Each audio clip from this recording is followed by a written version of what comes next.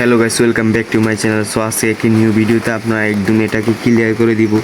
এটা অনেকে এই অধ্যায়টা অনেকে কঠিন মনে করে। সো আজকের এই ভিডিওতে থেকে এটা একদম ক্লিয়ার করে দিব।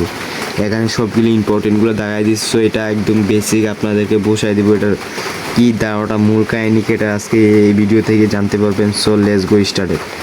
সো ফার্স্ট অফ অল আপনারা দেখেন এখানে পৃথিবী মানবজাতি আবাসস্থল, এখানে একটি গুরুত্বপূর্ণ এমসিকিউ। এটা অবশ্যই থাকবে, পৃথিবীর চারদিকে ঘিরে রয়েছে অসীম মহাকাশ। এটা একদম গুরুত্বপূর্ণ।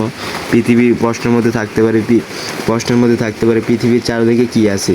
পৃথিবীর চারদিকে অসীম মহাকাশ, সৌরজগতের কেন্দ্র সূর্য রয়েছে, সৌরজগতের কেন্দ্র সূর্য রয়েছে।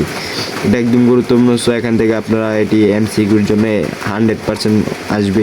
তো মহাকাশের রূপবহুল নক্ষত্র রয়েছে, পাশাপাশি চন্দ্র, উপগ্রহ, পৃথিবী, গ্রহ, ধূমকেতু, উল্কা, নীহারিকা প্রকৃতি রয়েছে।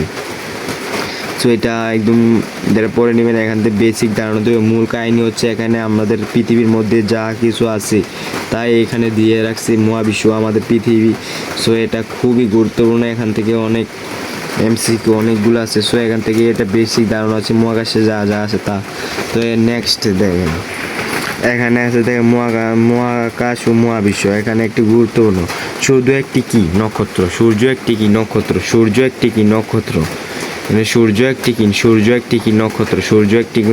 চাঁদ একটি উপগ্রহ। এটি মহাকাশে শুরু আসে শেষ নেই। এই মহাকাশ শুরু আসে শেষ নেই। আদিম অন্তই নিয়ে মহাকাশে অসংখ্য জ্যোতিষ্ক রয়েছে। মহাকাশে কি রয়েছে? জ্যোতিষ্ক রয়েছে। এখানে আপনারা এখানে আরেকটি এমসিকিউ পাবেন। এটা গুরুত্বপূর্ণ এমসিকিউ। দেখেন এখানে যেসব জ্যোতিষ্কের নিজের আলো আছে তাদেরকে নক্ষত্র বলে। একদম হাই কোয়ালিটি হবে, এটা একদম গুরুত্বপূর্ণ। যেসব জ্যোতিষ্কর নিজস্ব আলো আছে, দেখেন যেসব জ্যোতিষ্ক নিজস্ব আলো আছে তাদেরকে নক্ষত্র বলে। মহাকাশে অসংখ্য নক্ষত্র রয়েছে। যে এখানে একটা চিত্র দেওয়া আছে, মহাকাশে অসংখ্য নক্ষত্র রয়েছে।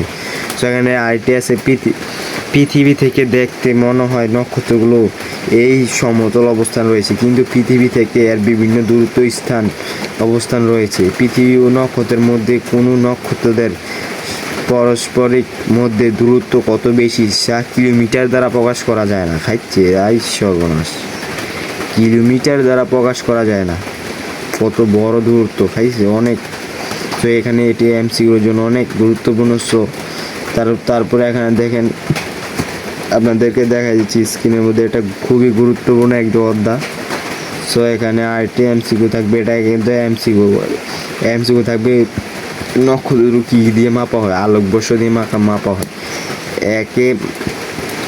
এক পা হয় আলোর প্রতি সেকেন্ড প্রায় 3 লক্ষ। সূর্যের আলোর প্রতি সেকেন্ড প্রায় 3 লক্ষ। কিলোমিটার পথে অতিক্রম করে।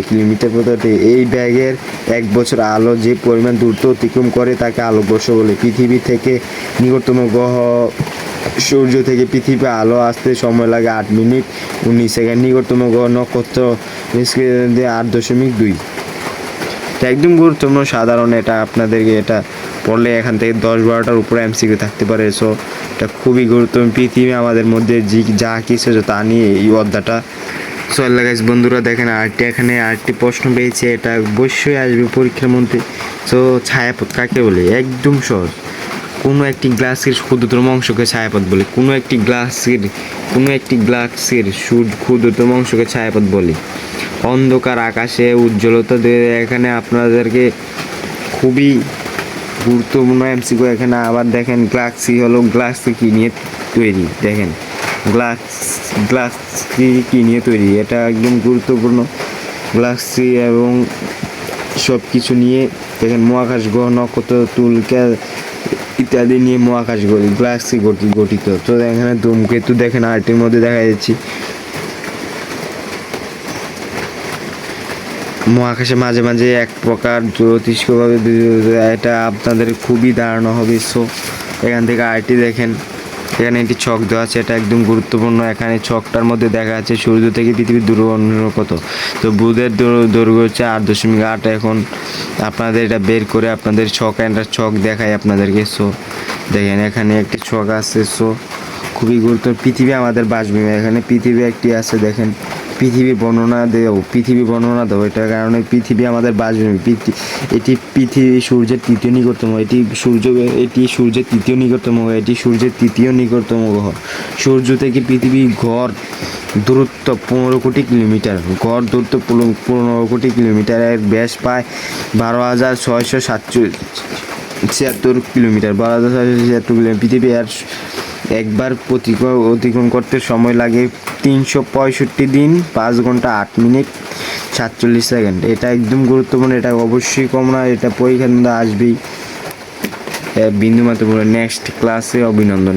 আইটি পার্ট এটা নিয়ে তৈরি করবো, এটার মধ্যে গুরুত্বপূর্ণ নিয়ে আলোচনা করবো নেক্সট পার্ট।